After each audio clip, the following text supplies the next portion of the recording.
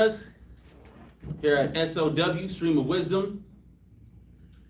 Our class days and times and our other school locations are in the description box. This is going to be the part two. It's going to be the part two of the last class. Actually, I retitled it too. Yep.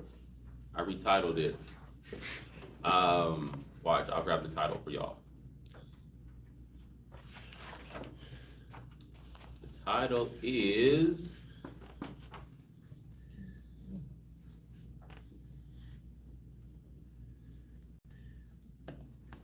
First try.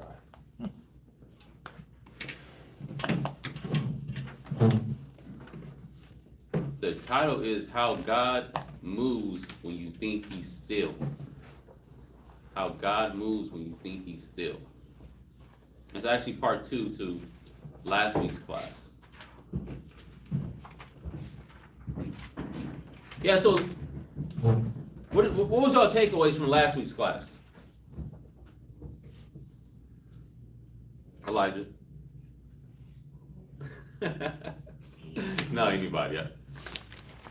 You're stroking your chin hairs that are trying to grow out. So my guy here is getting a mustache, some chin hairs, and I was like this. yeah.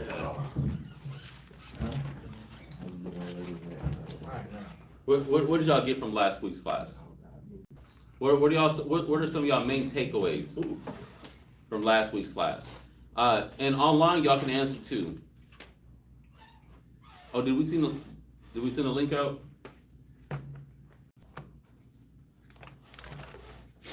I got you. Send it up. Yeah, what are some takeaways?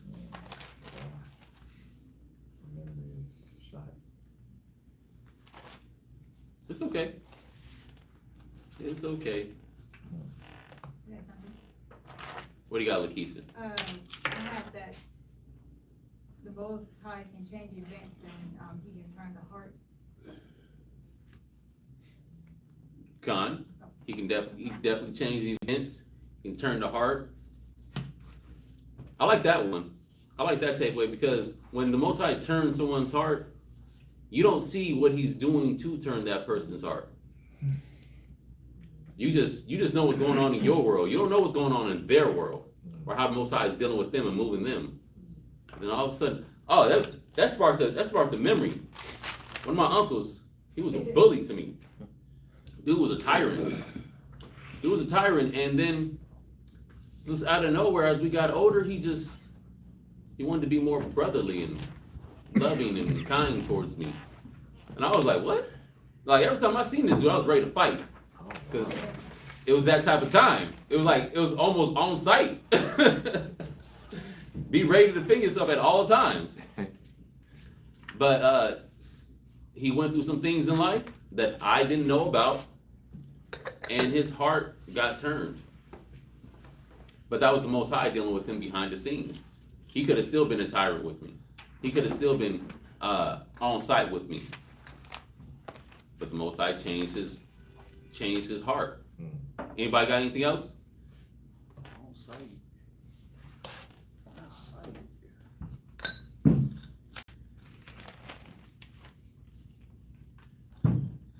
Anybody online? We got a few people online. You know it's hump day. Yeah, people trying to get through the week. Trying to get through the week. Moving slow. This that one day you moving slow. Trying to boost up for the next 2 days to get through it. Lord help me. Con. While screaming, Lord help me. Screaming that in my sleep. Oh Lord. Yeah, so, well, brief recap. We understand that the Most High, he works. He don't go to sleep. He works when you're asleep. He works when you think he's not working. He's moving pieces when you don't think he's moving pieces. And you are also one of those pieces. And he does different things to motivate you, right? It could come off as positive. It can come off as negative. You'll be like, oh God, why is this happening to me? Because you asked for it. You prayed for this. So Lord, send me a righteous woman. And then all of a sudden, your bank account's low. You can't eat no fast food no more. You gotta move out of your luxury apartment into a efficiency apartment. All you got is two 25-pound dumbbells and push-ups, and a loaf of bread and lunch meat and water. Get in shape, my mate. Oh, no money to have distractions. Because what'd you pray for? You said you wanted a good woman. You wanted a good rib. So the Most High is like, okay, well, we got to cut the fat. We got to cut that mental fat, and we got to cut that spiritual fat and that physical fat. And then I'm going to give you a good woman. You know, it's like all these bad situations that seem bad, it's a result of something that you asked for. Now, I just use that example, just saying that, you know, Most High, he works on both sides. And that's what we went over. We went over Most High, he controls both sides of the coin. He works on both sides of the chessboard, right? We went through a few examples on that. The last point that we left off on, do y'all remember? Y'all have it in your notes? What do you got? Don't go off of what things look like. Exactly. Cannot go off of the appearance of things. Because things can look disastrous. What they used to say in church? You close to your breakthrough. No, man, yeah. You right there, you close to your breakthrough.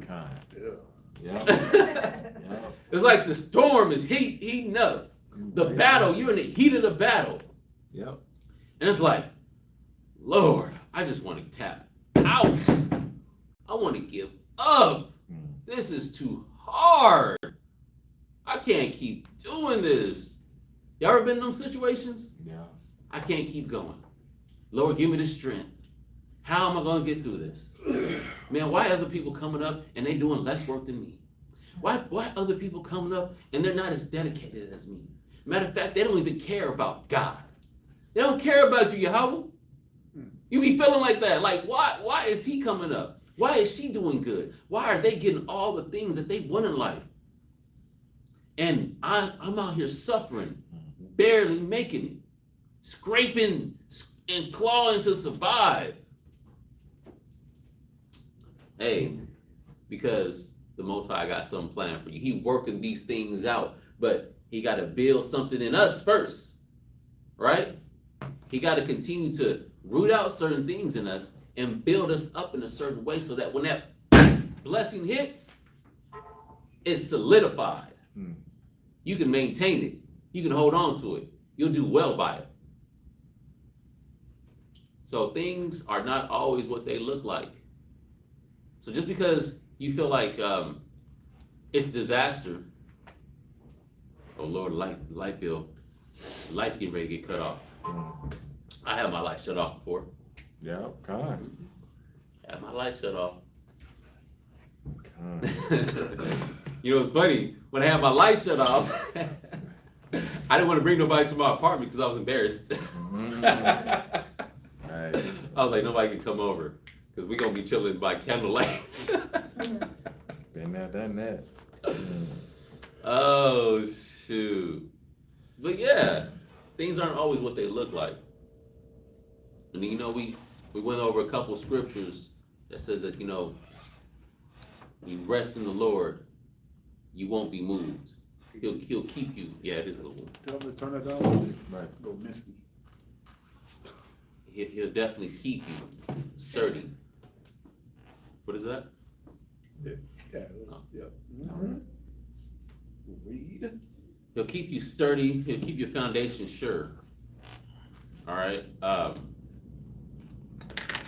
First scripture we're going to go to, and we're really still in that same point, but we're gonna go to the scripture, like two more scriptures, and then we're gonna go to the next point. Okay. So give me Psalms chapter 37 and verse 1. Did anybody comment online?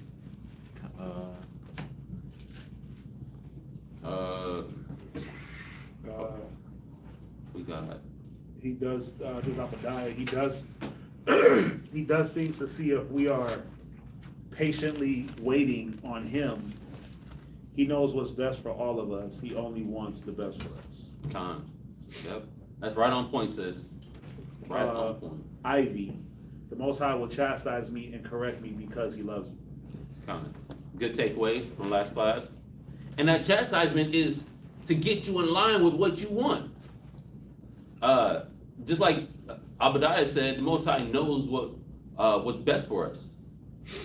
That patience, working on your patience, is to build something in you, so that when you do get what you got coming to you, what the Most High wants to bless you with, or that breakthrough that you need, you're able to deal with it.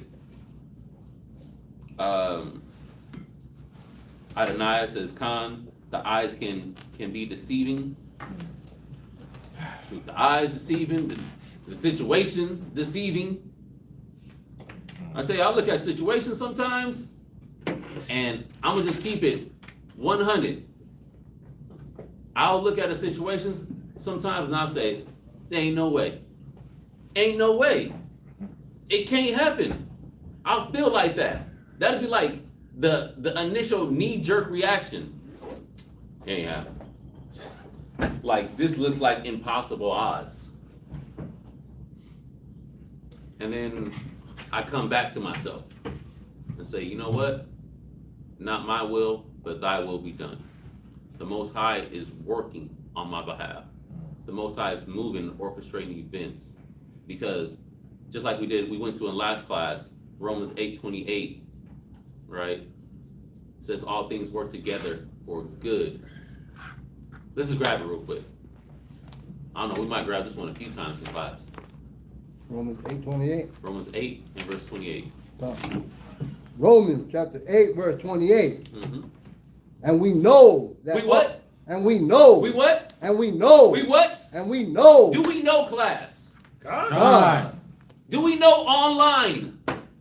Can I get a 7 in the chat if you know what he's about to say? If this is true, if you know this, read. And we know that all things work together for good to For them. what? For good. Okay. Don't rush it, let it go. Let it hit like a dope beat. Boom, boom, boom. God. Let it hit. We know all things work together for good. But not just for everybody. For who? Read. To them that love God. Do you love the Most High? Online, do you love the Most High? If you love the Most High, then you should know this, that all things, whether it may appear to be good or evil, is working together in our favor. Read. To them who are the called according to his purpose. Are you an Israelite? Are you of the seed of Abraham, Isaac, and Jacob? Are you called according to the purpose of the ministry, of the power of the strength of the Most High? Do you know who you are? Black man, Native American man, Hispanic man. Get me out here sound like I'm street teaching. You know, do you know? You got to have a knowing. And then when you have this knowing, it eases up that mind when you have this insecurity, right? We get these insecurities in life. We want the good. We want these good things to happen for us. Jump back to that Psalms 37. Psalm chapter 37, verse 1. Hold on. We want these good things to happen for us. And we want to push for it. We're looking for the blessing. But then when all you see is quote unquote curses, it's like, Lord, what are we doing? I know this. But do you really know? Do you know that you know that you know? Remember Kazak used to say that. You got to know that you know that you know. Do you know that you know that you know? And when you do, even when that anxiety hits, you know, that that feeling in your stomach, the nerves start bubbling, Right. or some people, they get it in their chest. Your breathing gets shallow, your heart start beating faster. You're like, man, what's going on? You just gotta start taking some deep breaths, having a mild panic attack. Those who know what that feels like. God. I've been there before. God. I've had all the nervous feelings.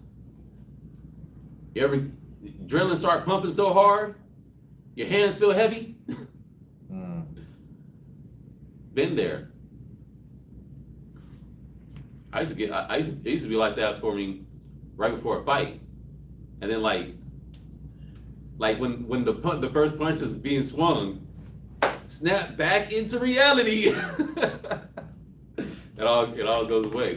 But we feel these things, and it'll be naive to say that we didn't have these emotions or these chemical reactions that happen within our bodies that make us feel a certain type of way. Because everybody has felt this. Everybody's felt nervous. Everybody felt afraid. Everybody felt worried before. We're human beings. We've all felt these feelings. But then how do we move on these feelings? Do you come back to the scripture? Does your spirit say, hey, hold on, flesh? Because it's the flesh that's all antsy. The flesh gets worried about the unknown. Oh, how are things gonna work out? Oh, I want this to happen. Oh, this ain't happening. Things ain't looking the way it should be looking. The flesh gets antsy. But is your spirit fat? Is your spirit strong? Have you been in the spiritual gym working out them spiritual muscles so that the spirit said, flesh, hold up, pause, Shemai. It says, do you, Romans 28 and verse 28, do you know? You don't have to read it, but that's what your spirit says to you. Do you know? Don't you know? Because I know. And then you gotta move in that spirit. I know. Things are not as bad as it looks. Things are going to get better. I got to hold post. I got to do what the scriptures say. I got to do Ecclesiasticus chapter 2. Watch, someone grab it. Chapter 2 and verse 3, I believe. Ecclesiasticus chapter 2 and verse 3. You got to do this. Ecclesiasticus. Things are not looking the way that you want them to look. It looked like things are not going to happen. It looked like everything is going to fail. It looked like I'm going to be single for the rest of my life. It looks like you're going to be childless. It looks like, your kids are going to grow up and be rotten and leave a bad legacy for you. It looks like you're not going to be able to hold and maintain your household. It looks like all of these negative events. When it looks like this, and it's testing your patience, testing your faith, you got to do this. Read. Sirach chapter 2 and verse 3. Cleave unto him. Do what? Cleave unto him. What does it mean to cleave? Class. Grab. Hold on. Well, you better hold on for dear life. I'm not going to let go. How do you think Jacob became Israel? He didn't let go. He didn't let go when things were bad. It was bad for Jacob. He got hit on that hip and he's like, I don't know if you made that noise. Oh, man. That's wild. Why you gonna do Jacob like that? Hey, because when my pig tore, everybody was making fun and said I made it sound like that when I was like, ah. It was like, no, you was like, ah. But he held on. In these situations when things don't look the way that you want them to look, they don't look like the ideal situation, the ideal scenario. You gotta cleave, hold on. It ain't over. It is not over.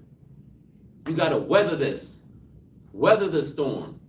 Hold on, because you don't know how close you are to your blessing, because you don't know how much work the Most High has been putting in on your behalf, on behalf of the nation.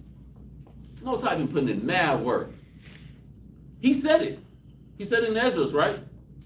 He said with great labor. All right, we can get that too. All right, finish out the scripture. And depart not away, that thou mayest be increased at thy last end. At thy last end. At the end, you will be increased. But you got to hold on. The Most High has been putting in a lot of work. He's been putting in a lot of work just for us. You know one where it says with great labor, have I got me one grape of the cluster? Where is it? Second Ezra 9 and 22. Right? They should know this one. We just went over it. Yep. Go ahead. Second Ezra chapter 9 and verse 22. Let the multitude perish then, which was born in vain, and let my grape be kept, and my plant, for with great labor have I made it perfect. With great labor is the Most High working to make you perfect, to make us perfect. He said, let the multitude perish.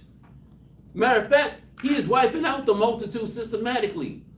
He's wiping out things. He's causing natural disasters and earthquakes and famines and pestilence. He's making all these things happen. You don't see it. Because why?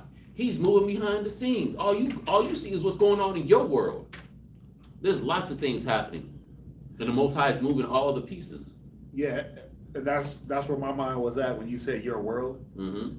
I think a lot of the times, you know, we box the Most High into our microcosm of life, meaning the truth starts and ends with you when it don't. Kind The Most High been doing his thing well before you, and he's gonna do his thing well after you. And a lot of times we just get caught up in that me, Yep. instead of there's like a overarching situation that's going on behind the scenes where what is the Most High trying to, I don't want to say what the Most High is trying to do, but what is all these works that the Most High is doing? He's trying to bring forth the elect. Con. That's the labor, right? Not that the Most High has to labor, but it's not hard for him. But he's putting out these things and these works that we gotta labor in to prove who we are. That's right. And a lot of the times we get so caught up in just us forgetting that it's about the nation. It's not just about you. You're a piece, right? It says we gotta be tightly fit and joined together to make that building, to make that kingdom. You're a piece in it. So you have to labor and do your work to fit in. But there's other pieces, there's other parts to the puzzle. And, you know, I think we forget that everyone is a part of this. Every nation is a part of bringing us forth into our salvation. Every nation. You can't take a nation out of it. As much as you want to bang on the white man and he's the devil, but guess what? He's needed to bring forth these prophecies. Much as you know, the Hamites and Moab, Washpot and all that, well, they need to be there to bring forth the prophecy. So there's things working on so many ends that sometimes you get too caught up in you'll forget it's not just about you. It's about the nation. Con. So. Right, the sister said it, look at the bigger picture. Yep. Yeah, that's right on point, sis. We gotta look at the big picture. You know, it's crazy, like someone used to, I remember someone saying this, like speaking on a bird's eye view. So like when you're in the midst of things, right, and you're looking at ground level at things, you don't see the whole picture. You see like what's in front of you, right in front of you. But then when you have that bird's eye view and you're looking down on the situation, you can see a lot more of what's going on. Now, we don't always have that vantage point. So since we don't have that vantage point, what we got to do? Have faith, trust in the Lord, believe, do what the scriptures say, hold our mind up against the Bible, hold the situation up against the scriptures and the spirit, and not lean to our own understanding. Let's get this Psalms 37. Adonai said we have no spiritual peripheral to see what the Most High is doing in and around our lives. Some of us do. Some of us do, but you're right. The majority don't. Because we tend, again, to make things just about us when you're part of a thing. You know, we get selfish in that regard where you're part of a thing. Yes, it is about you, but it's not solely about you. And so we become a little selfish and self-centered in the wrong things, right? And then we lose the focus. So, you know, we gotta make sure that we're always making it about the nation, the brothers and sisters, you know, the ones that do need this word. So, True. But yeah, it's a good point. Give me Psalms 37, verse 1. Psalm chapter 37, verse 1. Fret not thyself because of evildoers. Don't trip. Layman's terms. Don't trip on evildoers. Go ahead. Neither be thou envious against the workers of iniquity. Don't look at them and say, why are they coming up and I'm not? Don't look at yourself as I'm so righteous and they're not. Why do they get the things that I want? I feel like I hit myself in the stomach with that one. Why do they get the things that I want and I don't? When I'm putting in the work, I'm sacrificing.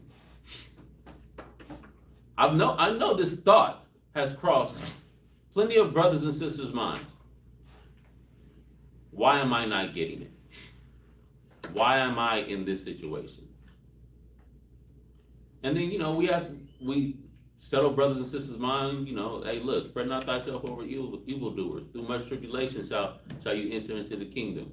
Yep. You know, we go through these scriptures. But you got to know that the Most High is bringing out your perfection. The perfection is not going to come through ease. It comes through toil. It comes through the heat. We all get touched by this heat. But the scriptures that we're reading right here says, don't trip when you see others coming up and getting the things that you might want. Verse 2. Verse 2. For they shall soon be cut down like the grass, and wither as the green herb. Hey, they gonna get theirs. They gonna get theirs. And you might be able to see it. You might be blessed to see it. You know, it's gonna happen. It's gonna come to pass. Let them enjoy the time that they got while they got it. I like being able to go through the harder things first to go through the easier things later. I like the turmoil better in the beginning. Turmoil, the hard work, the labor, and then be able to have it a little easier later on. That's what I prefer. I don't know, I think I've talked about this diagram a few times before. It says like arranged marriages are rough in the beginning. So yeah, they're rough in the beginning, and then within the first 2-3 years it's rough, but they're getting to know each other. And then after like the third, fourth year, going into the 5th year, that's when they the relationships start getting better and better and better and better. And they have this upward trajectory. And then people who meet and fall in love, well, sad to say, Damn. that's the highlight of the relationship for most people. That ended up being the highlight of a relationship. And then from there, as they're getting comfortable with each other and they really starting to getting to know each other, things start to taper down. Now you just farting around each other. Yeah, and then they don't really like each other that much. You in the bathroom, she walking in on you, just not bothered by the smell. Oh, well, I think that's more the first one, you know, you got to know each other better. The second one, you know, they ain't liking that. They ain't want to be around your part. No, I think that's it, it's weird how that dynamic works, but that's how it is. Yeah. Right? Like you just don't care. Like you don't care no more. Oh, right. Okay, Yeah, I see what you're saying. Yeah, that's what I mean. It's like you don't even like certain things that you would kind of like polish up in the beginning. You know, like I said, you farting and burping. Like whatever. She gonna have to accept this. Yeah. Yeah. Yeah. Cooling in the, yeah. So, Yeah, the only ones laughing is sisters, because they know. right. Go ahead, anyway. So I'm just saying, I'd rather have it hard and have to work and strive early so that my relationship with the Most High in Christ can continue to get better later. And it has, believe it or not. You know, as long as I haven't been in the truth forever, but I've been here. What did someone say online? Come on. He said, I'm going in the bathroom. I have a question. That's hilarious. Yeah, that's funny. Yeah. Yeah, but I'd rather go through the hard part early. But then we can start to fret ourselves, as the Bible say, or be envious because we want the Most High to move in our favor, and the things that we're asking for the Most High, He's giving it to somebody else, and that's kind of like a gut check. It's like, damn, that's what I wanted. Why are they getting it? They don't even serve you, Yahweh. They don't read, they don't study, they don't pray, they don't try to come to class, they don't do nothing spiritual. That you know of, at least. On the outside, it's like they're just a part of the world. They're evildoers. Scripture said don't worry about them, because they will soon be cut down. If they're really evildoers, they're gonna be cut down. How oft is the candle of the wicked Put out. Come on. Read on. Verse 3. Trust in the Lord and do good. Stay in your lane. That when I hear that, that's what I hear. Stay in your lane. The spirit is going like this. He got them things. It's like this way. No. Yeah, no. Come on. This way. Stay right here. Stay in your lane. Just trust that you're on the right path. It might feel a little hellish. Might feel a little destitute. Might feel dry. Might feel lonely. People that climb up to the mountaintop often find themselves alone, because the air gets thinner as you get closer to the peak. Not everyone's able to follow you. You might start off with a wide group, but then it gets narrow when you get up to the top. Trust in the Lord. Stay in your lane. What you're supposed to do is do good.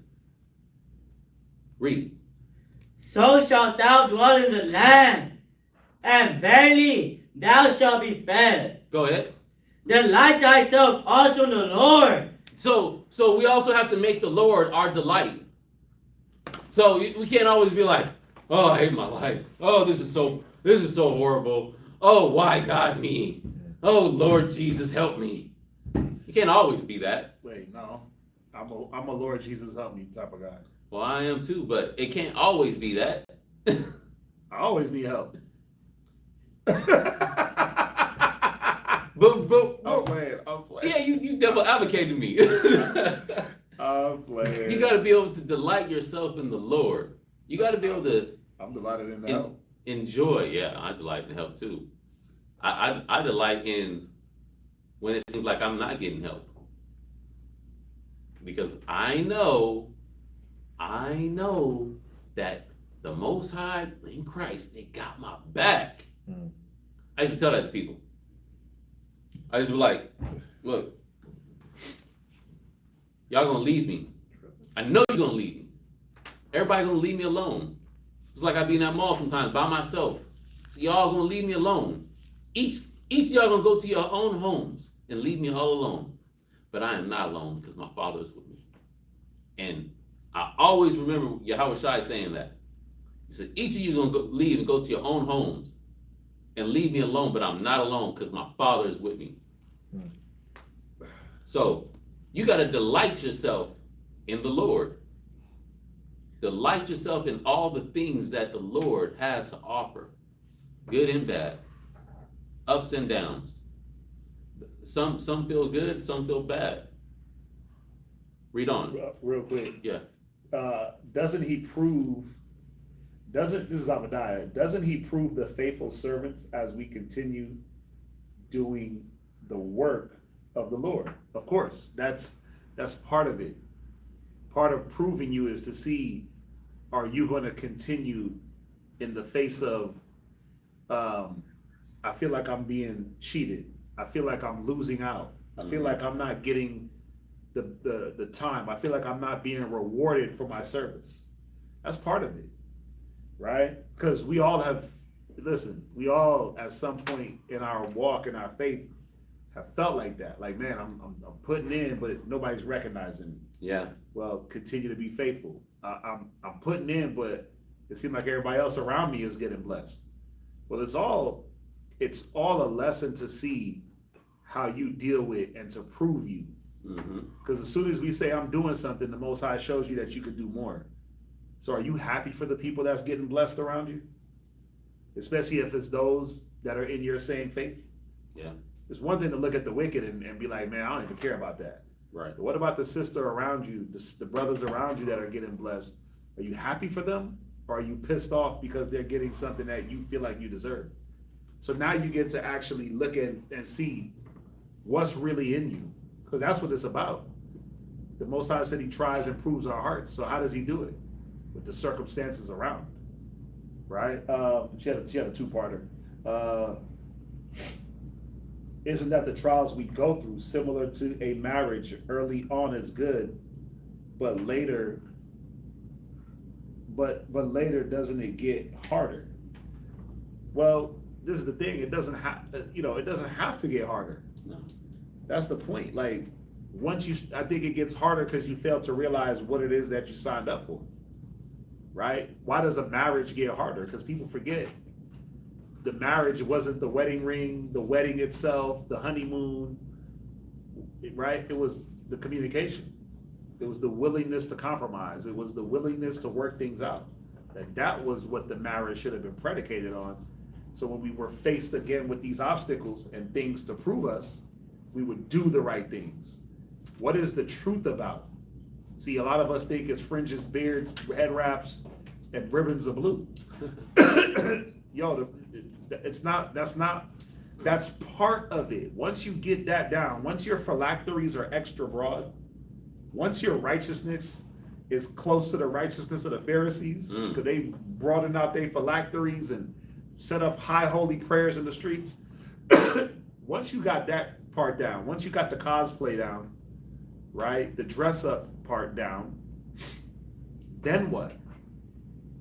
But a lot of us, we think that it's about dressing up a certain way and speaking a certain way, as far as like, I know Hebrew now, but then we forget the parts of like how you're really supposed to think in situations that test your logic and test your reason. And the longer you take to figure that out, that it's about logic, reason, wisdom, knowledge, and that application, and not really applying fringes to everything, the easier it gets as you go. It's hard for a lot of brothers later on and sisters 5 years in, because they lost the understanding that this wasn't about the dress code solely. I'm saying that solely because that's a commandment to put fringes and beards and this, right? But that wasn't the only commandments. There were a bunch of others, like don't grudge your brother. Yeah. That's why that'd be hard for people to not hold grudges. That's like the hardest thing in this world. Don't hold a grudge. And then Christ, he backed it up with, go to thy brother if you're offended. He gave us a wisdom on it. So, it shouldn't, like being inside the truth and serving Christ, he said, my yoke is light. It shouldn't get harder. It actually should get easier for you, even though you're going through trials and tribulations. You're free. You're free. Mm-hmm. You should be able to anticipate, understand, and then perform in your trials. What did Paul say? He said, I glory in my infirmities. I glory in my infirmities. When I'm weak, I'm made strong. And am I strong, yep. Yeah. So was it getting easier for Paul as he was getting older and weaker and in more infirmities? Yes. Here it was. Here it is mental, because he understood what he was called for. He didn't fight against the calling. He didn't fight against, do I walk, run, skip, or dance? He did all of it. He's getting stronger in his mind. He was getting stronger. That's the point. He didn't fight against like what he has to be doing at a particular time. Mm-hmm. He didn't fight against, oh, well, I got to go to this city. He didn't do the Jonah, right? He didn't do the Jonah thing where he's going to fight. Nah. He took worthy the vocation, and that made it easier. So hopefully that kind of gives some light. But I'm going to take over the class. Yeah. Mm-hmm. Verse 4. Verse 4. Delight thyself also in the Lord, and he shall give thee the desires of thine heart. It's a formula. Talked about formulas in another class. It's a formula. It's a recipe. The recipe is, you want to get what you want, you got to delight yourself in the Lord, and he will give you the desires of your heart. But not a fake. It can't be a fake desire, a fake delight.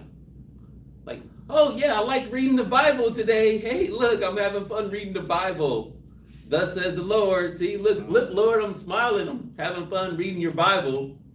No, I'm only reading it so I can get blessed. Yeah, I'm only reading this so I can get blessed. I'm doing this to fulfill a condition so that I can get what I want. Or I'm only doing this so I don't get checked. That's terrible too. That too. Right? We're supposed to be doing this out of a willing mind, not out of a necessity to get a blessing or out of a necessity not to get a check. The Most High wants a willing spirit. So you got to develop even that. Yeah. That's what makes it hard for a lot of brothers and sisters. You hear because of you said it, a condition. Mm-hmm.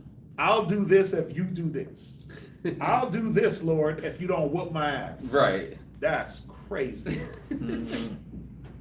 Right? Or I'll do this if you bless me. That's y'all, like, we've been inside of Genesis, right, for the last few weeks.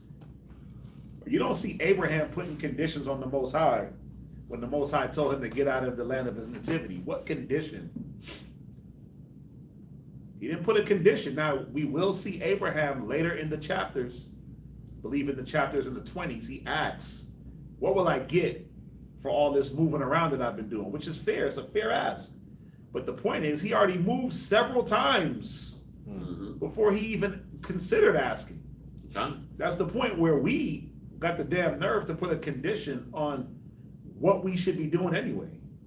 You don't put conditions on wickedness, like, you know what I'm saying? You don't put conditions on Satan. You know, if you bless me out, nah, you don't do that.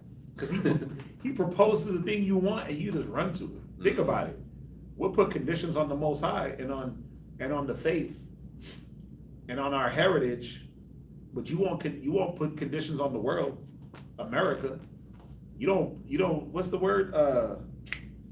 When you ultimatums. Oh yeah, ultimatums. You don't put ultimatums on the world, on your wicked ass boss, right? On the wicked people that you run with. You don't put an ultimatum on them, but you'll give the Most High ultimatums. Lord, I promise I'll stop doing this if you do this. Whoa. He said he don't got no need for a sinful man, so he could just wipe you out. And to try to give him a proposition, he don't need that. It don't work with him. Yeah, we don't have nothing that he wants. Like we don't got no bargaining chips in the game. Yep. Yep. You actually owe the debt. That's the point. You're already in debt. Christ came, did what he did, shed his blood. You're in debt, homie.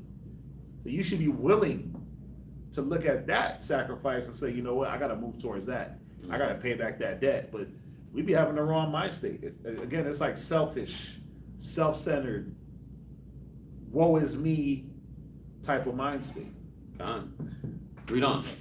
Verse 5. Commit thy way unto the Lord. Trust also in him, and he shall bring it to pass. Okay, so this is more of the recipe.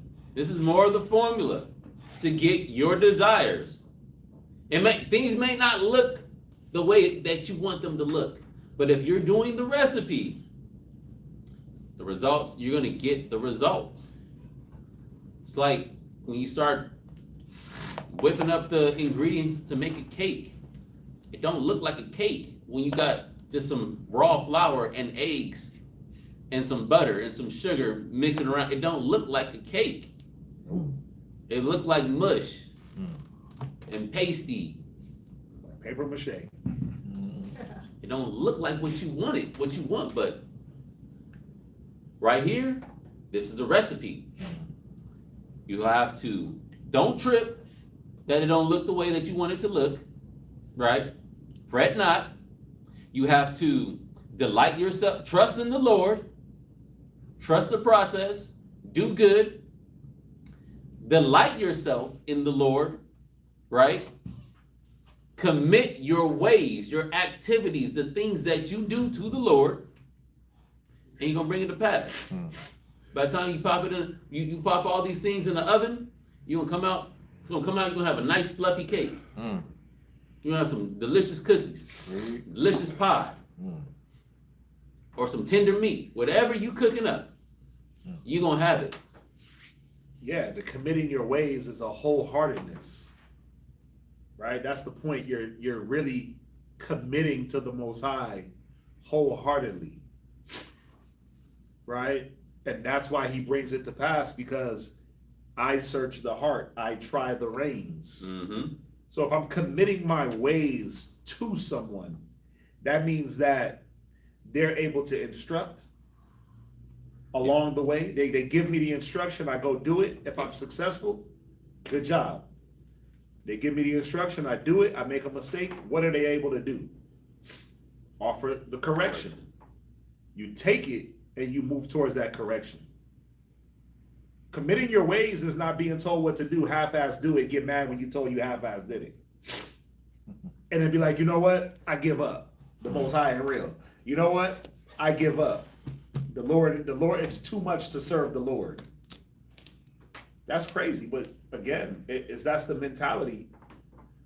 That'd be the mentality of a lot of brothers and sisters, and you can see like the lackadaisical movements where I'm not gonna commit too much because I don't know what to expect. Well, you reap what you sow. Whatever you put in is what you're gonna get out. Can I get one just on this? Yeah. Commit. Go to Proverbs 16. Proverbs 16:11. Is it? Commit thy works? No, that's just Go to Proverbs 3:11.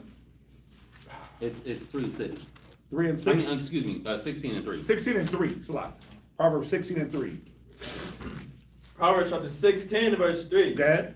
Commit thy works unto the Lord. Do what? Commit thy works unto the Lord. It's about committing your works unto the Lord. Commit thy way unto the Lord.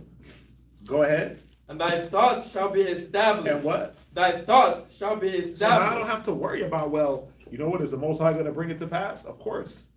Because now what's being worked on? Faith. That's what I'm operating in. My way is the way of faith.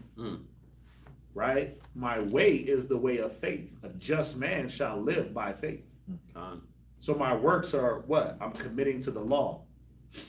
First and foremost, I'm cleaning up my life. I'm committing to the ways that the Most High proposed, because the things that we want, you don't necessarily get, because it's not the will of the Most High. It's not in His will. It has nothing to do with His will. So you put your hand to something, what do you tend to find out as you're doing that thing? Oh, you know what? This is why I'm doing it. This is what I should be looking forward to. This is the reward I should be looking forward to getting. You know, sometimes you go into a thing thinking one way. Yeah. And then as you're doing it, the light bulb moment, and you're like, oh, ding, right? And you're like, oh, I get it. You know what? If I keep doing this, this is actually what I'm looking for. Yeah. But all too much, what do? We commit for a moment. Israel's good at this. I'm gonna commit for a moment, and as soon as I don't see results, I'm done. I'm out. Nigga, you tricked me. It's fake. It ain't real. I don't like it. I deserve more. But like he's going over it, trust the process, right? Commit yourself to a process. Everything that has a decent or great result has a process that you should adhere to. We just find ways to cut corners, right? We find ways to give up quickly and not let the results maturate, not let those works that you're putting in, not letting that commitment, like a marriage, isn't it a commitment? Sure is. So what are you committing to? The good? Everything. All of it. The good is easy, but I gotta really commit to when things get rocky. What am I committing? Communication, being faithful, sticking it in there, not getting upset, not getting frustrated. All these things where I gotta commit these same things to the Most High. I gotta communicate. I can't get frustrated. I gotta be long suffering. I gotta be patient. Huh? Fruit to the spirit. Right, the fruits of the spirit. You gotta sit in that. Finish it up, and then we can jump back. No, you finished it. Oh, okay. You can jump back. That was Proverbs 16:3. Yes, sir. Yeah. Yeah, jump back to Psalms Psalms 37 and 6. verse 6, yeah. Psalms 37, verse 6. And he shall bring forth thy righteousness as the light, and thy judgment as the noonday. Things will work out. Things will start to work out. Don't mind the storm. Don't mind the way that things appear to be. Just trust the process. Do what you're supposed to be doing. Be faithful. Follow the counsel. Follow the advice. Compare your mind with what the scriptures say. You know what you sound like? You sound like that Michael Jordan meme. Just stop it. Get some. Oh. Hey, but Just stop it. Get some help. That's like the drug commercial. I feel that. I feel like I'm saying like that too. Because it's like this negative attitude and this anxiety that brothers and sisters can get stuck with. This brother is hilarious. Is a drug. It is a drug. The chemical reactions that happen in the body, The dopamine. the dopamine, the serotonin, you know, these things, they cause these chemical reactions in your body, and based on how you grew up, your childhood, or the things that you've experienced in your adult life, you might find comfort in negativity. You might be wired to, That's a fact. yeah, you might be wired to self-destruct. So when things look like it could be too good, or things are starting to go your way, you self-destruct. You do things purposely that take you out the way. You self-sabotage. Self-sabotage. Yeah, you self-sabotage. Yeah, that's a fact. I've seen plenty of brothers and sisters do that, in and out the truth. Seen it. The brother, he had a problem with liquor. And when things, hey man, I got me a job. Oh, got me a new spot. I'm working 2 jobs, saving up my money. I just got me a whip. Hey man, come out and celebrate with me, man. On me. No, man, you should save your money. You just barely coming up. No, I got you, man. Look, man, I gotta be able to enjoy the fruits of my labor sometimes, right? Don't it say that somewhere in the Bible? But you haven't labored yet. Like you barely got you an efficiency apartment. You barely got a car now. And you working 2 jobs, you out here hustling. You ain't got there yet. Brother would drink himself under the table, lose the job, can't keep the whip, hook up with some random chick that is now taking care of the rent, but then now it's her apartment so she can kick him out. And he's right back to square one. That's that self-sabotage that brothers and sisters run into. Now that was a situation in the world. There's plenty of situations in the truth. Because that was a brother that I knew in the world.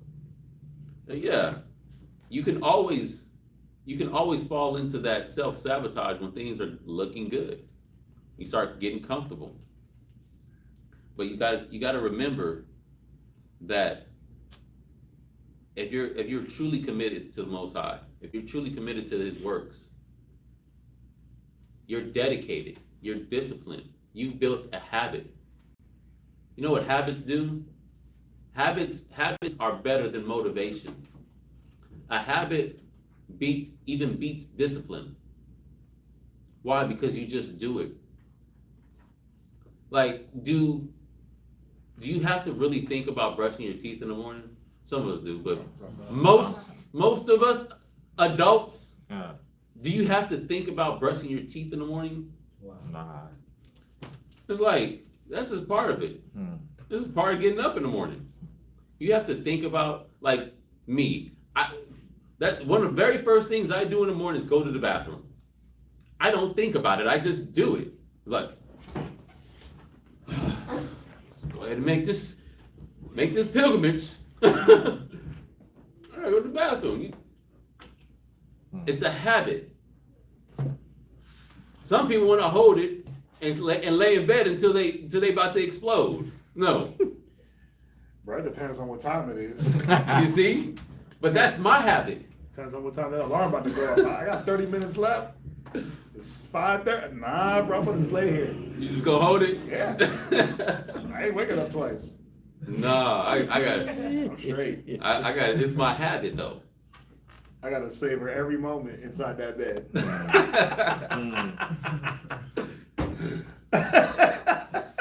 But the point is the habit will override the motivation. The habit will override the discipline. So if you have these habits, if you've committed to the Lord, this is a habit now. It's a habit to teach class. It's a habit to come to class. It's a habit to communicate. It's a habit to be in the scriptures. It's just a habit. Like, I can have my brain say, I'm not going to read no Bible today. I'm not doing nothing with the Bible today. What my habit do? Psalm 16:3. Bible app will chime on my phone. Oh yeah, Proverbs 3:5. Oh, brother called me. Hey, I was thinking about this scripture. And it's like, I just told myself I'm not doing no Bible today. But Bible just happens to be everywhere. It's my habit. It's life. It's life. Really committing your way to the Lord. Read verse 7. Verse 7.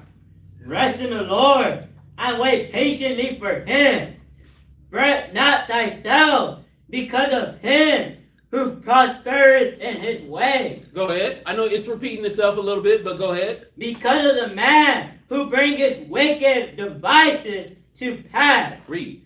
Cease from anger and forsake wrath. That's what you got to do. You got to not be envious of what's going on in other people's lives. Stay in your lane. Worry about. But do this. I'm gonna do this one. I'm gonna say this. Worried about what's going on in your phone instead of someone else's. Damn. Worried about that instead of. I know. I got my class right here. Don't matter what's going on over there. Nope. Or what's going on whoever else got a phone out. Nope. Don't matter. Because this is where I'm at. Read. Fret not yourself. Don't worry about what's going on in other people's zones. Read. Fret not thyself in any wise to do evil. Go ahead. For evildoers shall be cut off. They gonna be what? Shall be cut off. Okay, so if evil is happening, it's going to be cut off. You do not need to worry yourself about it. You don't have to be envious. You don't have to be hateful. You don't have to be like, he gonna get his or she gonna get hers. You don't even have to have them thoughts. You know, the Bible said, when you go up in verse 3 of this chapter, it said, trust in the Lord and do good. It didn't say hate on them. It didn't say secretly curse them. It didn't say secretly be envious or think negative towards these people. Hey, if they are doing wicked, the Lord will deal with them. How are you supposed to deal with them? You're supposed to do good. You're supposed to be loving. You're supposed to be kind. Don't worry about what they're doing, because if they are doing wicked, the Lord will cut them off. The Lord will chastise them. The Lord will deal with it. He works behind the scenes. He works beyond your eyes. He's doing things that you don't even know he's doing. Let him work. Let the Most High do his work. Or are you going to take up the work of the Lord? Who of us has the power to take up the work of the Lord? Rhetorical question. No one needs to answer that. None of us. Nobody has the power to take up the work of the Lord single-handedly. Oh yeah, I'm going to make sure that the vengeance of Yahweh is executed upon him. You're going to be like Samuel L. Jackson in Pulp Fiction? And I lay down great fury and furious anger for those that try to poison my people. Blah, blah, blah, blah, blah. You're going to be like reading verses right before you smite somebody. Yeah, it was great. It was a good movie. You're gonna bring out verses to justify you beating someone down. You're gonna bring out verses to justify you being evil towards a brother, a sister, a brother, a husband, a wife. You're gonna bring out verses to justify you being wicked with them. Oh. Yeah, brothers be doing that. Yeah. Yeah. Yeah, because I'm executing the vengeance of the Lord. I'm executing the righteous judgment of Yahweh. Nah. Bible said do good. Bible said fret not. Bible said, and this is all in just one chapter. There's many more chapters, many more verses. But this is all just in one chapter. Don't trip on them, my mate. Let the Lord do his work. And he don't need your help. He's doing things beyond your sight. Let him work. Let him move the pieces. Let him cook. Let him cook. Let him cook. That's what we letting the Lord cook. You act like you a better cook. Put your spatula away. Right. That old burnt up spatula, that old greasy, nasty, Wow. stained up pan. Get it up out of here. Right. Let the Lord cook. Let him work. Let him do his thing. Cease from anger. Oh, did we go there? What verse you at, Ak? Verse 9. Read verse 8 again. Verse 8. Cease from anger and forsake wrath. Go ahead. Fret not thyself in any wise to do evil. Read. For evildoers shall be cut off. But those that wait upon the Lord, they shall inherit the earth. You got to do what? For evil, cease from anger and forsake wrath. Fret not thyself in any wise to do evil. Go ahead. For evildoers shall be cut off.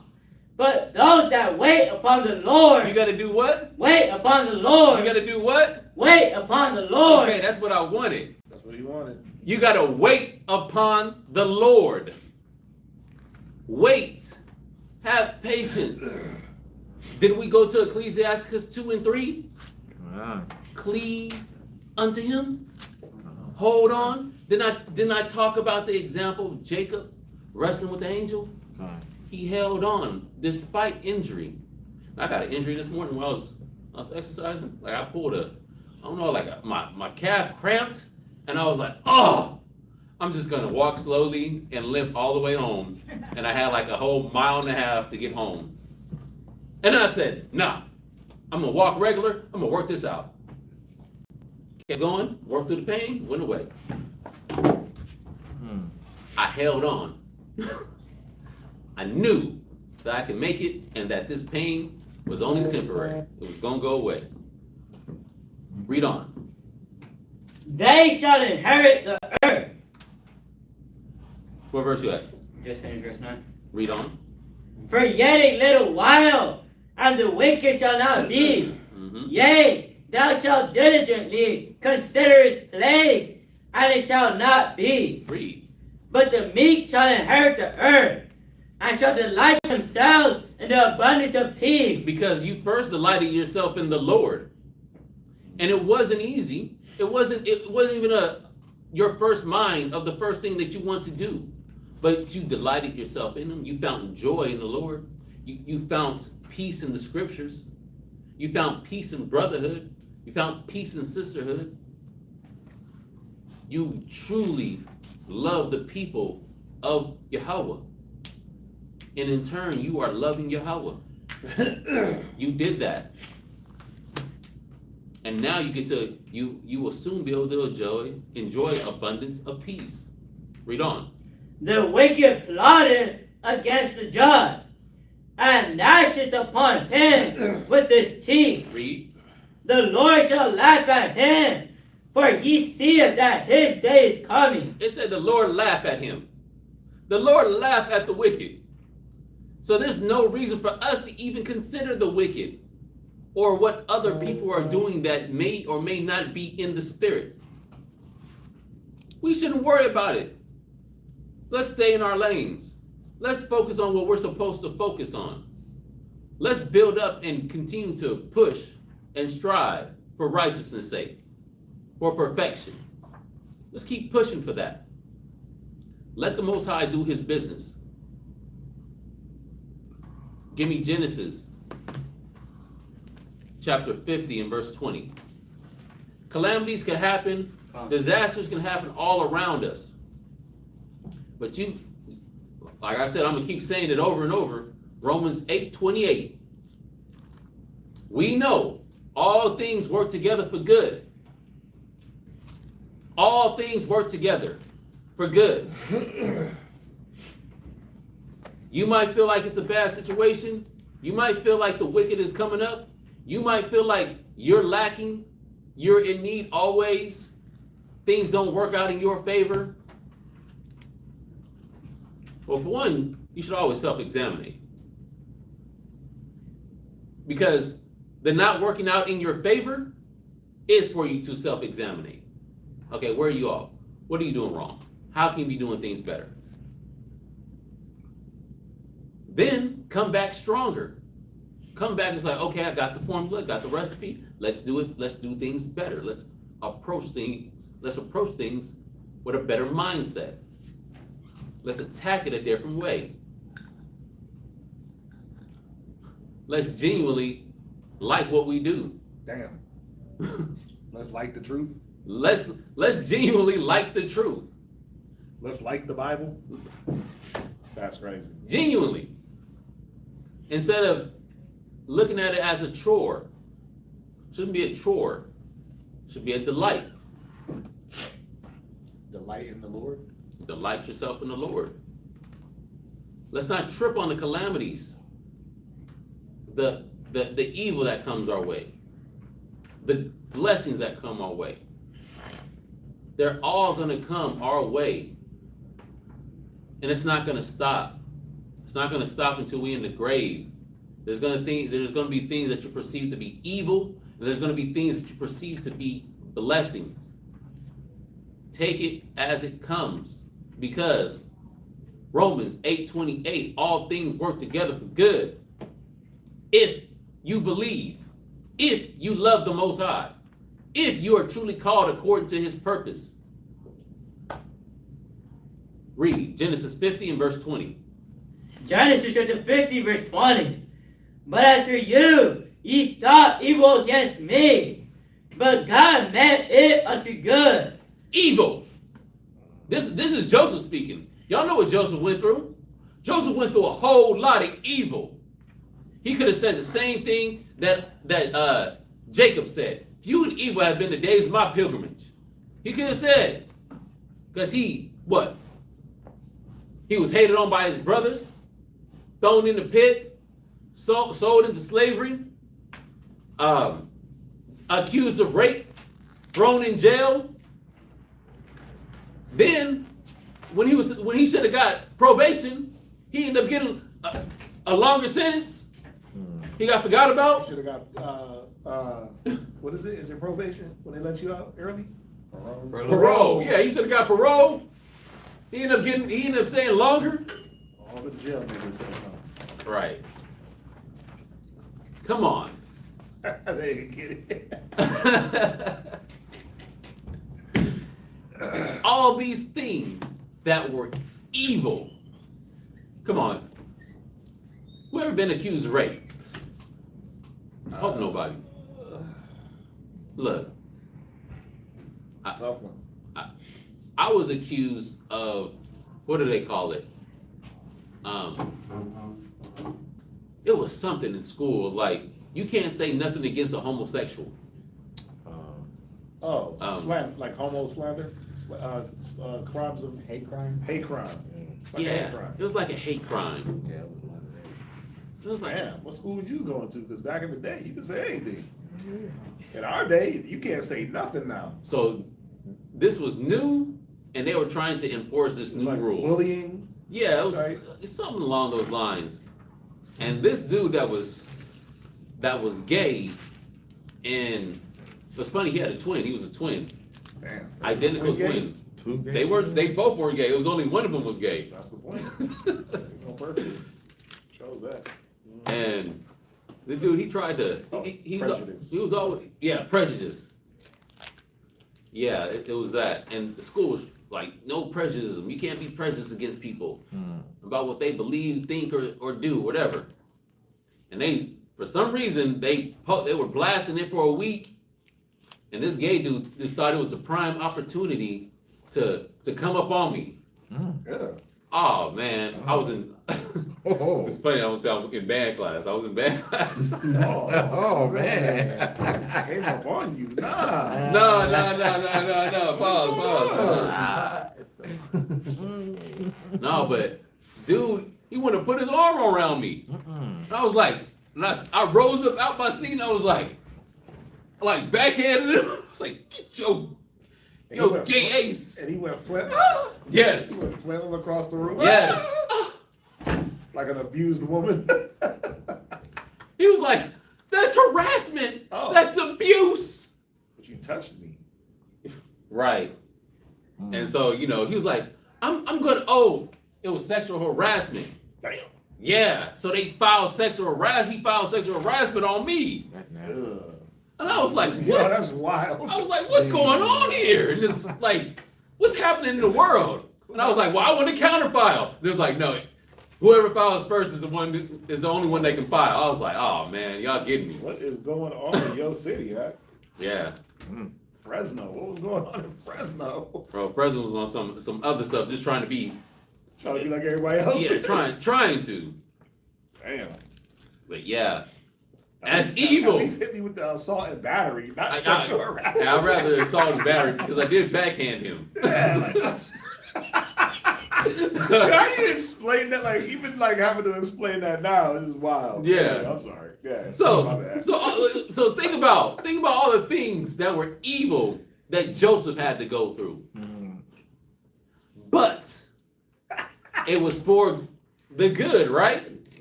It was for the salvation of the nation. He had to go through that to bring about the good. Read it from the top, Genesis chapter 50, verse 20.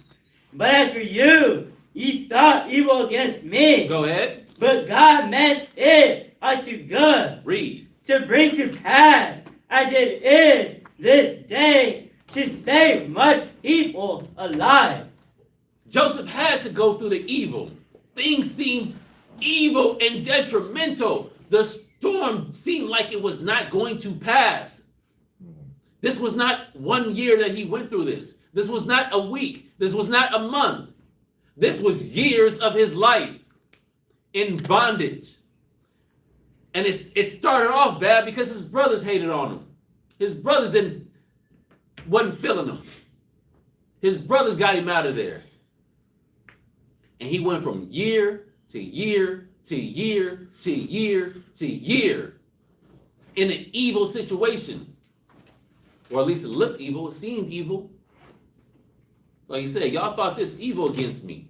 But God meant it for my good. Most High meant it for my good.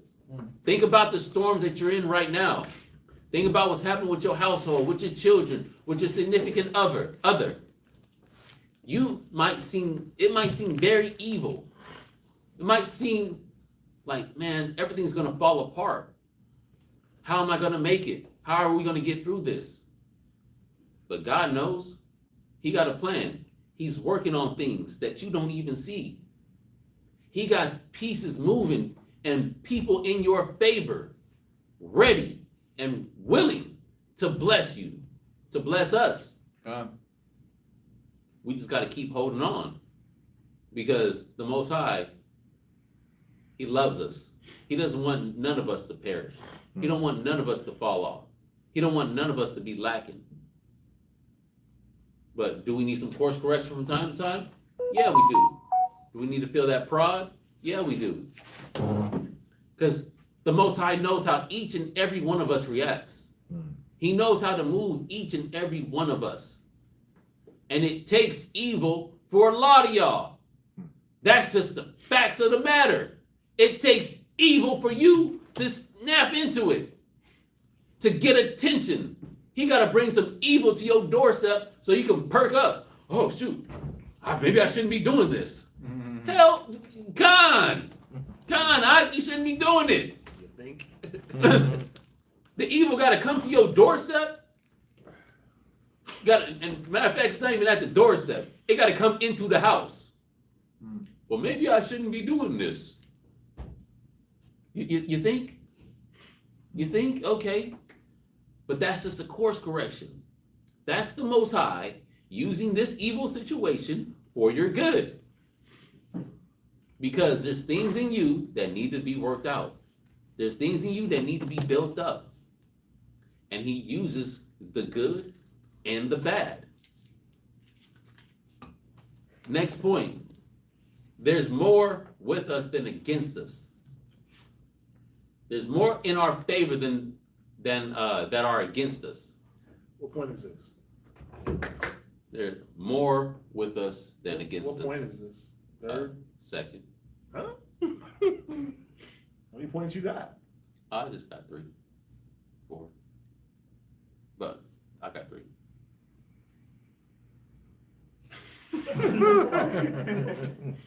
My bad.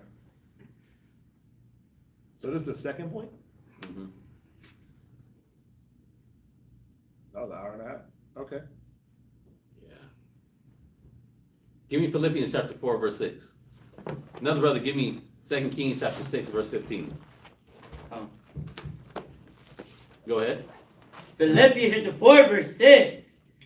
Be careful for nothing, but in everything, by prayer and supplication with thanksgiving, let your requests be made known unto God.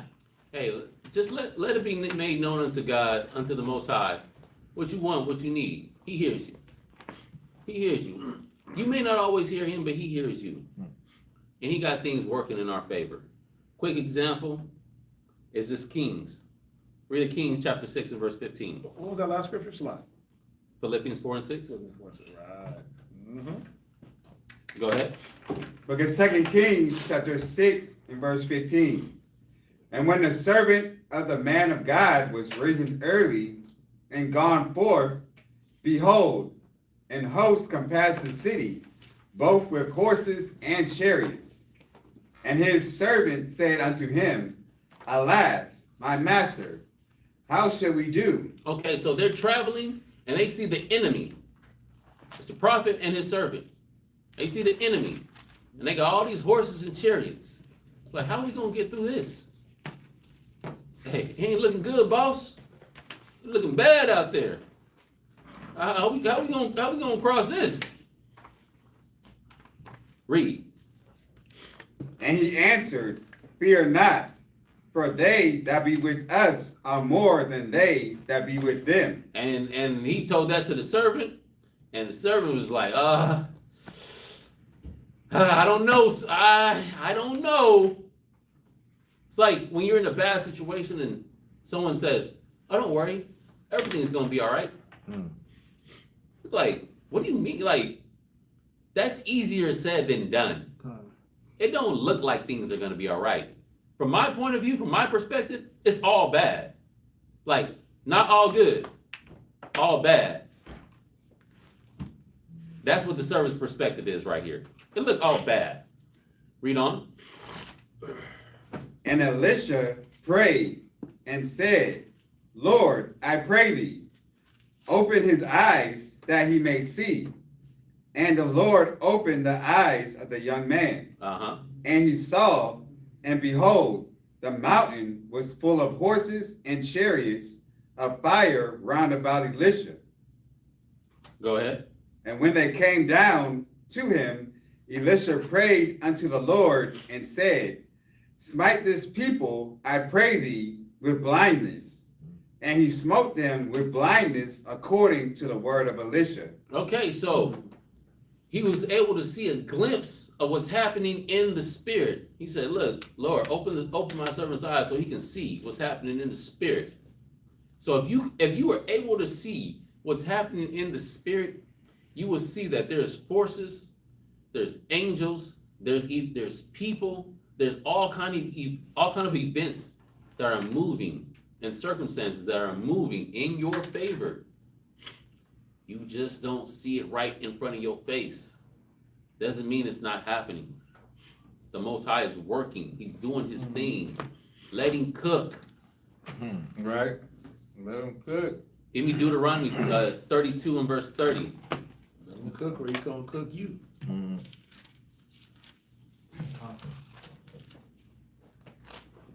Go ahead. The book of Deuteronomy chapter 32 and verse 30. How should one chase 1,000? How can one person chase 1,000? That sounds like what? Incredible, unbelievable odds. 1 against 1,000. Like, which one of y'all would confidently be able to, will say you have confidence to go up against 1,000 men? Shit. If my life's on the line, I'm doing it. All the time. I'm pulling a Samson. Con. You would have to. Pulling a Samson. You would have to look at that situation and say, Lord, be with me. See? And then go to work. That's it. Just go to work. But how can this happen if the Most High ain't with you? Yep. How can one person send 1,000 to flight if the Most High ain't with them? If these different angels and spiritual beings are not around and moving and helping out in the circumstance, in the situation. If the Holy Spirit, like it would say, what happened to Samson, said the Spirit of the Lord will come upon him mightily. If the Spirit of the Lord is not coming upon you mightily, how can you do this? Deal with this situation that seems impossible to deal with. How can you win? Unless you understand that the Most High is moving, the Most High is with you. Because if you don't believe that, you're gonna be left. Woe to him that's left alone. Woe to him that believeth not, that trusteth not, so he won't be defended. Read on. Wait, say that one more time. Woe to him that trusteth not, because he won't be defended. So really, it's not up to you to go fight 1,000 men. Right? Mm-hmm. It's not up to you to go do the physical thing. Like, brothers be wondering why they can't, man, how come I can't get my ribbon checked? Because you try to physically dominate instead of trusting in the Lord and trusting his process and applying what is there to get her to submit, right? Yeah. But how come I can't get this situation under wraps, or my boss or my family? Well, trust in the Lord and stop trying to physically do something and just have trust. Then all you got to sit back and just be defended. But see, the Most High lets you get offended. Why? Because you didn't trust him. You didn't trust the process. So now you're being offended on. Yeah. Right? And they're stronger than you. They're better than you at what they do. At being offensive or offending. Right? So it's about trust. Like, think about it.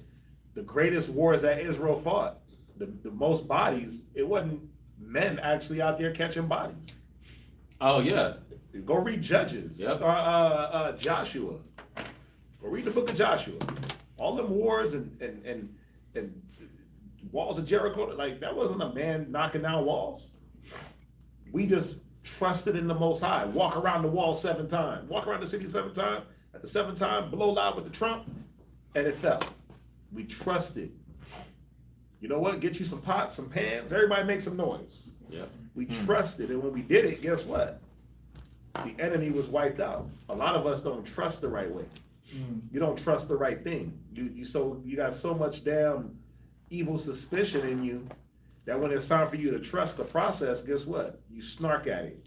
You snarl at it. You hate the process. Let's just be honest.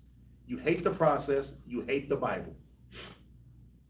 So then you start to hate the Most High and the men around him and the people around him that are telling you, trust the process, sis. Trust the process, bro. Go through it. Step in it. You got to go through it. You start to hate it. You start to literally hate the Bible and everything that it stands for and the people that stand for it. We gotta work on being more trusting of the Most High. Yeah, just on what he just said, not trusting the process. The process can be burdensome. The process can put you at unease. It disrupts your life. It disrupts your pattern of living. It's forcing you to do something that you're not comfortable with doing. Yep. And anything that you do that you're not comfortable with, it feels weird. It's awkward. Just like brushing your teeth with your left hand when you're right-handed. Proficient. Okay, you proficient. And he proficient dribbling with the left hand too. I'm whack. Like just writing with your left hand. There we go. There you got it. Got one. Got me. Writing, it's awkward.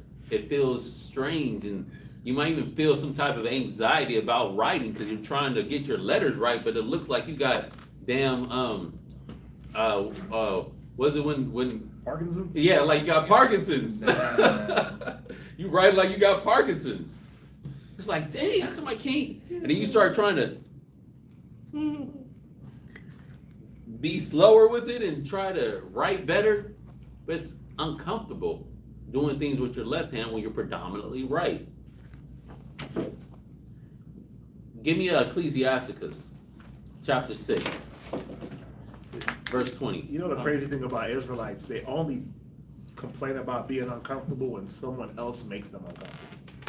Like, you'll put yourself in uncomfortable situations your whole life and be good with it. Yeah, I'm comfortable doing drugs. Yeah, I'm comfortable in jail. Yeah, I'm comfortable hating. Yeah, I'm comfortable breaking the law. But then as soon as somebody says, hey, get uncomfortable to do the right thing, now it's a problem. Yeah, you trying to control my life. You trying to tell me what to do. Tell me Yeah, that's what the Bible tells you to do. Get under somebody that's going to tell you what to do for the benefit of your life. But it's like, we'll get uncomfortable in dumbass situations. You get uncomfortable fight. You love that uncomfort of fighting with your rib and, you know, being negative and being hate. Like, Israel loves to sit inside that uncomfortable spirit because they're allowed, they can put themselves there. But as soon as you put them in a position to now work that out uncomfortably, they can't rock with it. They can't do it. Agree where you at. Ecclesiasticus chapter 6, verse 20. She is very unpleasant. She's uncomfortable. Mm-hmm. She's uncomfortable. Uh-huh. Read it again. She is very unpleasant. Uncomfortable. She puts you in all types of corners. Mm-hmm. Right? Why? Because it's not easy. It's not supposed to be easy to get right. So you get uncomfortable. But how do you get right? How do you break the plateau? Don't you got to get uncomfortable? Yeah. Yeah, but see, it's not. It's easy to be uncomfortable and negative. It's easy to sit off in your negative and be comfortable in it. And we shouldn't be like that. We shouldn't be quick to be comfortable in negative, and then get pissed off when somebody's telling you get uncomfortable in this positive. Lock yourself down in this wisdom. Lock yourself down in this method and in this mode. Go ahead. To the unlearned. To the what? To the unlearned. And that be the problem. Brothers be so unlearned. Sisters be so unlearned. Mm-hmm. You are unlettered, my friend. You are unlearned, my friend, and then you think you know. But then guess what? You're uncomfortable. And then you're going to stay uncomfortable and stay unlearned. That's the point. Go ahead. Do you want more? No, that's good. That's exactly what I wanted, and that's exactly how. That's what it applied to? That's what it says? that's what it says. What it applied That's to. what it applied to. You know. It's man, funny as hell. What verse is that? Ecclesiasticus chapter 6, verse 20. Uh-huh. Yeah, uncomfortable. Oh, you didn't do 21?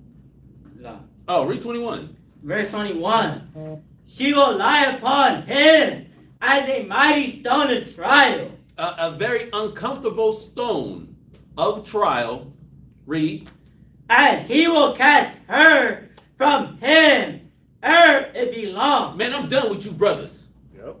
I'm done with you sisters. Yep. I'm done with that camp. I'm camp hopping now. I'm done with the truth now. Read. Matter of fact, I'm gonna be Catholic. I'm a Muslim now. I'm a Muslim now. No more dope games. Come I'm on. agnostic. I'm Kemet. Man. I'm gonna go to Kemet. I'm agnostic now. Come on. It says because of the uncomfortability, you will cast this stone off. It won't even be that long. It's really because you're unlearned that you'll cast off the learning. Because being uncomfortable is where you learn. That's where you build. They say it in the world, no pain, no gain. Niggas go to the gym, hit the gym super hard, break their whole chest open and hope for gains. But you won't break your mind open. You won't break those nasty habits for some gains. And then you expect to gain, and then you get mad. In logic, it doesn't make sense. No, In the Most High's logic, it don't make sense. don't. Say you'll cast it off. It said it be long. It won't even be long. Nope. And you know the Tawab thing about that is, I tell people this about, I talk to brothers about this when it comes to people's personalities, right? If someone can have these really high highs, best believe they have these really low lows, right? Yeah. So, right here in the scriptures, the Most High, we know the Most High deals in balance. It says this person will cast off this discipline, this being uncomfortable, if it starts to get a little too long. But then in another verse, it says that you won't have to toil much to get wisdom. How about that? So one instance, it's too much, I'm gonna cast it off. In another instance, I'm gonna hold it and I'm gonna get the blessing. Most High deals in balance. He's gonna give it to us. We're gonna get it if you stick with it. If you understand that things aren't what they appear to be. People get caught up in appearance. People get caught up in what's happening in other people's lives versus focusing on what they need to handle. Holding down your lane. How you gonna put 1,000 to flight if you don't believe that the Most High is on your side? How you gonna put 1,000 to flight if you have never trusted the process, to have the faith, to have the patience, to put 1,000 to flight? Because putting 1,000, one man fighting 1,000 men is not no 3-minute fight. That is endurance match for your life. War of attrition. War of attrition. Yep. Come on, it ain't like, and like how you watch a movie and it just has the minute and 30-second battle scene. Like Neo was fighting all those Smiths. Yeah, you got a 2-minute Matrix. 2-minute battle scene. He's like, oh man, he was taking them all out. Real life, it ain't gonna be 5 minutes. It ain't gonna be 10 minutes. You're fighting 1,000 men. God. So you going round. So you might as well count that 1,000 rounds. And that's if you're taking each one out in one round. In 3 minutes. 3 minutes. Sir. And these opponents are trained and skilled fighters that want to destroy you. There's this training in jiu-jitsu where you got to go up against, let's say, like 6 people one after another. You're staying in the round. The next round is a fresh opponent. The next round after that is a fresh opponent, and you just gotta go. Yeah. Yeah, endurance. I mean, that's how demons work. They don't just rest. They don't stop because you went to like. They don't just like a fresh. You get a fresh 24 on the clock, and the demons keep hitting. Nah, you don't get no fresh 24. You got to keep fighting because the demons, the spirits never stop attacking. Mm-hmm. We talked about that yesterday inside of Hebrew Academy with the brothers. Yeah. Where one of Satan's tricks is to get you to he be rocking brothers to sleep. And you think what? It's all good, and so I can let up on being this soldier that is in an active war. You're not on leave. You're not off. You're not just chilling on the base, right?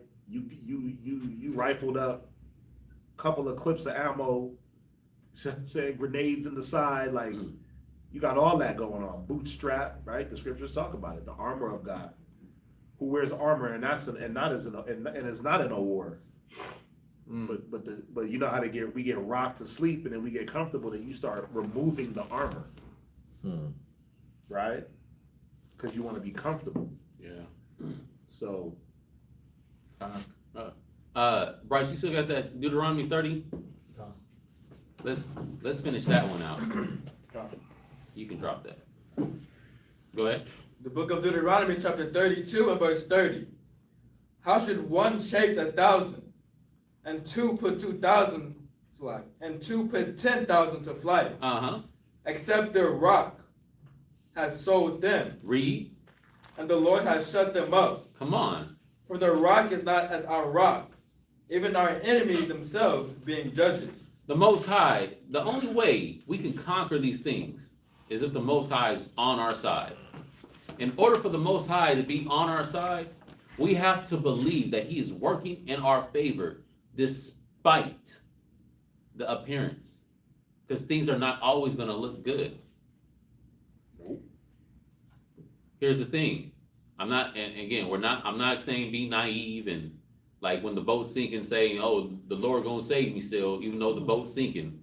and you drown in the ocean. No. Okay, boat sinking, what do we got? Life rafts, life vests, life savers. Like, what are we gonna do so that we stay floating, even though the boat gonna sink? I got faith that the Most High got something here for me to survive with. Exactly. I got faith. I'm gonna make it through this scenario. I just gotta look. Yeah. So we have to believe. We have to know that the Most High got our back. We have to know that there's things going on behind the scenes that we are not seeing. We got to be meek, humble, and gentle and say, hey, Yahweh, just direct my path. Yep. Direct my steps. Guide me to where I need to be. Guide me to where I need to go. You see the right course of action. Guide me through this gauntlet. Guide me through this war zone to help me reach the end. How many times you get into a situation and then or a situation is developing and you're like, I'm gonna react like this. And I see that nigga, I'm gonna punch him in his face, yo. Uppercut that nigga. And then when you see him, it don't even happen like that because that wasn't the situation. Because that's not what the Most High proposed for that situation. See, a lot of the times we be thinking our own plans, which are trash as hell. And then it don't even be like that. Because that's not the type of energy that's needed for that situation. Like when you start to deal with the situation, you see, you know what? I knew I was going to approach it this way, but the Most High, through his wisdom, had me approach it this way. That happens to us a lot, right? I'm going to go home and blaze that sister. Rip is off. And then you start talking to her, you realize that, yo, it wasn't her. If you give a chance to talk to her. If you go with your first mind and blaze her, then you be coming back apologizing. Slakia, babe. I went off and I didn't even hear you out. Right? But through wisdom, we're able to think about things and then not overreact, not jump out the window. Niggas be jumping out windows left and right, B. head crack, bow, all over the pavement looking stupid. Because you go with your own dumbass wisdom and don't let the Most High's wisdom reign supreme. Right? Where we at? So give me this last point. And that's why you put no one to flight. You can't put your rib to flight. Your kids don't respect you. Like, nobody respects you by way of putting them to flight or putting you can't put the demons on you to flight.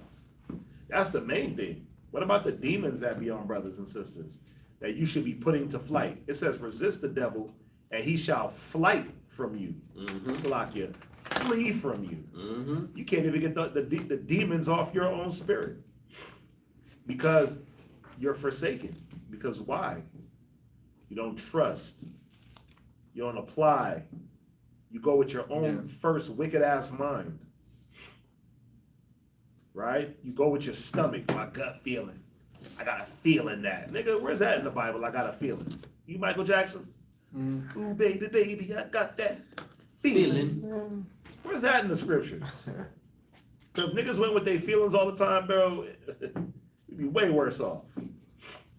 I be having feelings about things, and guess what? I gotta go with the wisdom.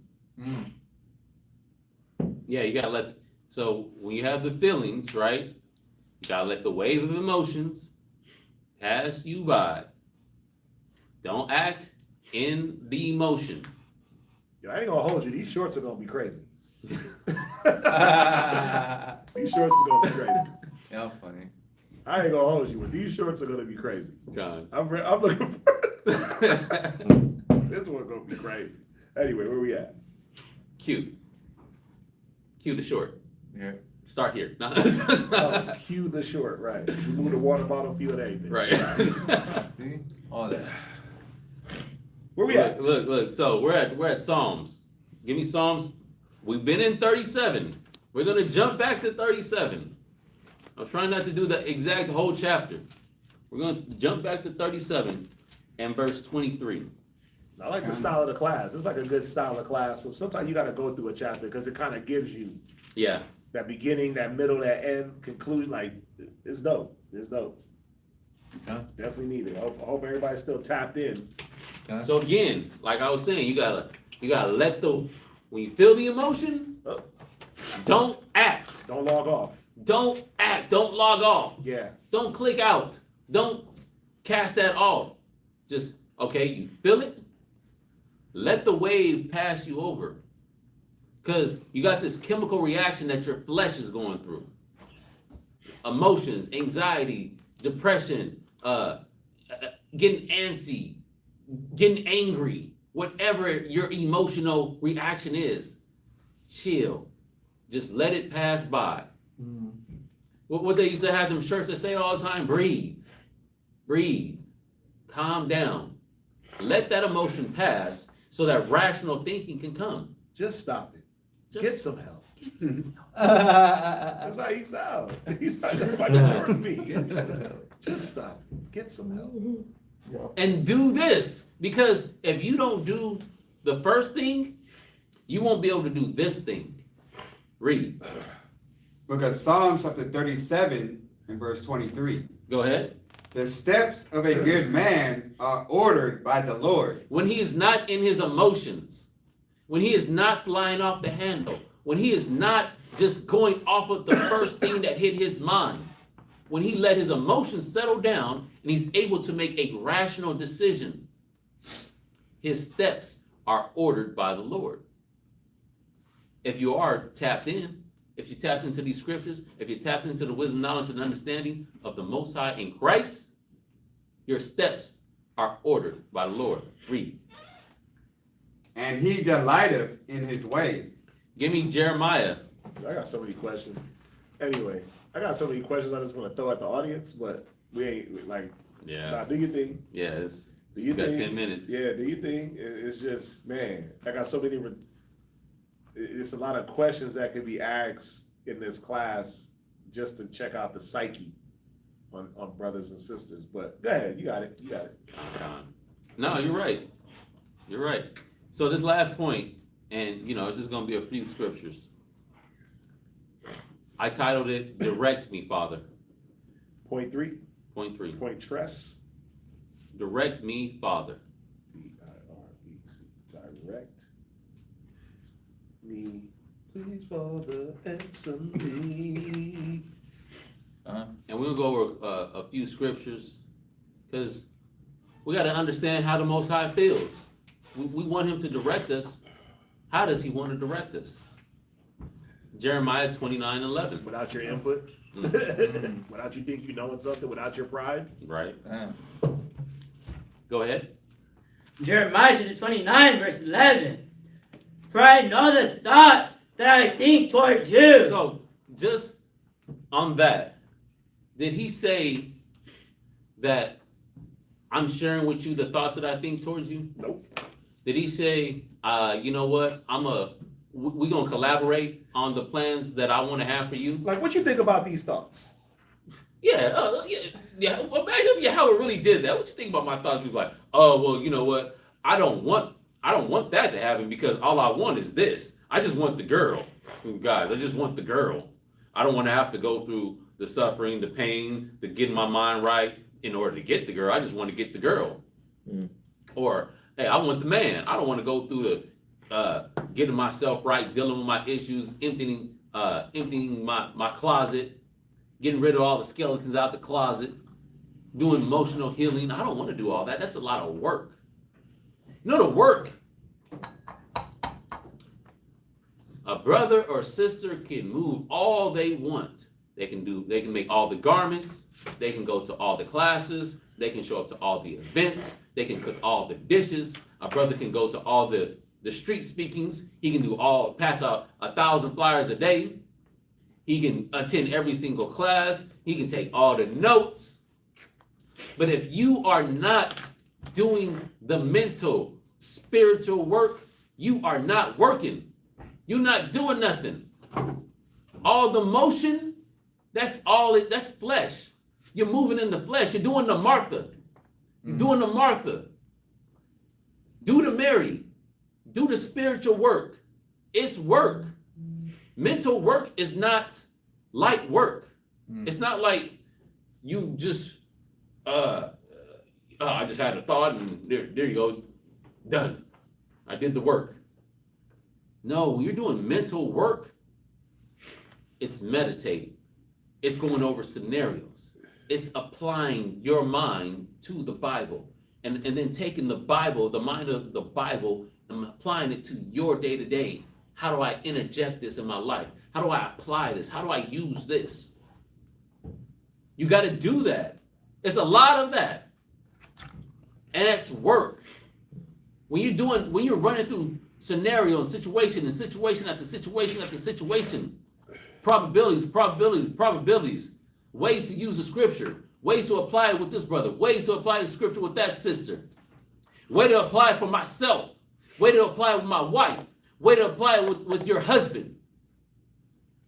And you're running through your mind on how to apply the scriptures in your relationships. That's work. But the Most High says he knows the thoughts that I got. I know what I want you to do. I know how I want things to turn out for you. He knows. He didn't say I'm sharing it with you. He didn't say that I'm gonna show you all the blueprint and all the plans, but guess what? I'm gonna let you know that I got you good in mind. Read. Saith the Lord, thoughts of peace and not of evil, to give you an expected end. I got thoughts of peace, not evil for you. I got an end that can be expected. It's a question. It's actually a good one. You don't know the middle though. As the question one? As a woman, man, I'm getting hit in the allergies. I'm getting punched in the allergies. Is that cold? It's crazy. And a Twix. Oh. That it got me. Man. Yeah, bro, it's terrible. Be Twix. I ate a different type of Twix. Anyway, as a woman, do you think we battle more mentally because we are the weaker vessel? No. I don't know, because you have access to the same Bible that your husband got access to. I don't think it's a matter of being a weaker vessel or not, because you're just a weaker vessel, but you're still a vessel, right? So you might not be this vessel, right? You might be this vessel. So you can still be filled up with wisdom to your capacity, right? Just like this is filled up with wisdom to its capacity. But wouldn't this vessel be weaker if it was filled up to here and you were filled up to here? What would be greater?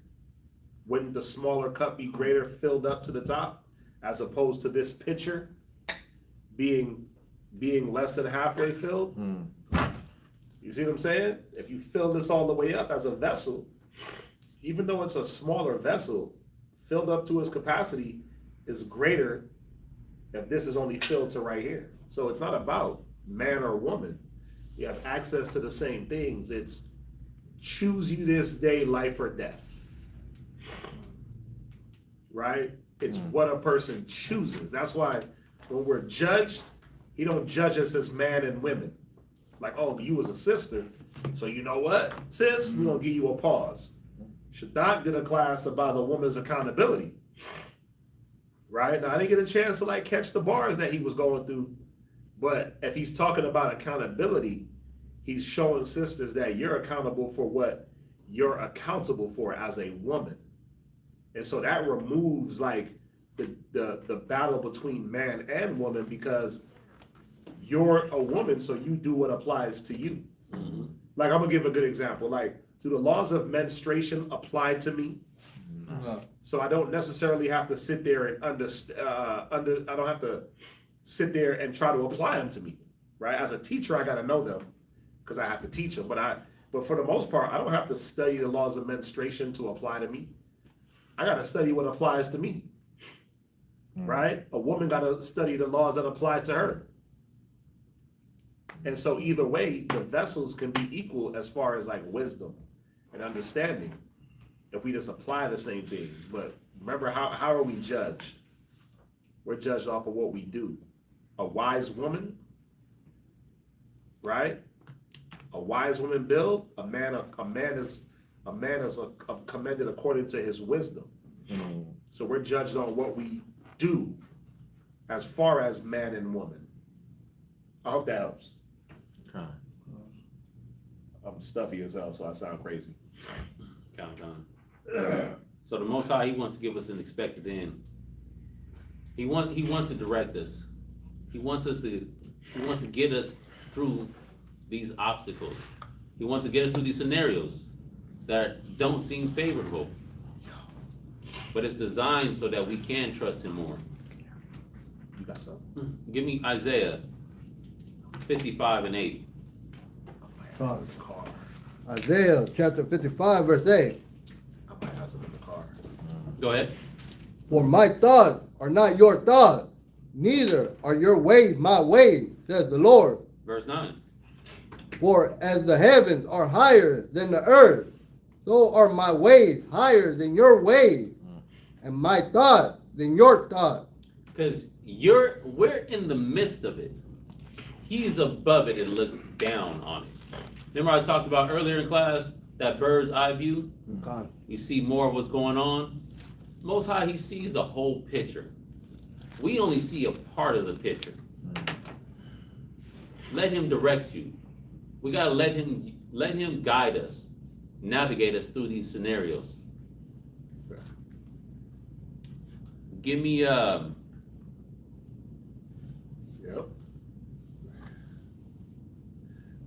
Perfect, the water, sir. Just because I'm the weaker vessel doesn't mean I have to tap into the weakness. Exactly. Right? Just because you're the weaker vessel doesn't mean that you're actually, watch this. Just because you're the weaker vessel doesn't actually mean that you're weak. Oh, Con. Yeah. You're just not as strong as your man as far as like his vessel. But it doesn't mean that you have to embody weakness. That's why I use the analogy of a smaller cup and a bigger cup. Mm-hmm. This cup filled up with liquid to the top is more important than this empty. Exactly. Because you want what's in it. Doesn't matter the size, it's what's in it. Right? So because you want the wisdom, you want the water. This filled up is a greater vessel than this empty. Is it a bigger vessel? Yes. But it's about what's within it. That's what we're trying to access, what's within. God. Give me Isaiah 43 and verse 1. Isaiah chapter 43, verse 1. But now thus says the Lord, that created thee, O Jacob, and he that formed thee, O Israel. Fear not. Fear not the situation. Fear not the way things appear. Fear not the appearance. You one man, don't fear that 1,000. You two men, don't fear the 10,000. Go ahead. For I have redeemed thee. I have called thee by thy name. Thou art mine. Read. When thou passest through the waters, I will be with thee. And through the rivers, they shall not overflow thee. But when thou walkest through the fire, thou shalt not be burned. Go ahead. Neither shall the flame kindle upon thee. So, think about these last scenarios that the Most High, the scriptures describe. So when you pass through the river, they won't overflood thee. When you walk it through the fire, you won't be burned. When we're going through these adverse situations, if we trust in the Lord, we trust in the Most High and Him directing us, these adverse situations are not going to hit us as it hits the world. Look, and I'm saying, will you feel it? Yeah, you might feel the heat, but you're not going to get burned. You're going to feel the water. You don't get wet, but it's not going to overtake you. Right? Didn't it say that? Did it say, and through the rivers, and they shall not overflow thee? That means you're in the rivers. You're in the midst of it.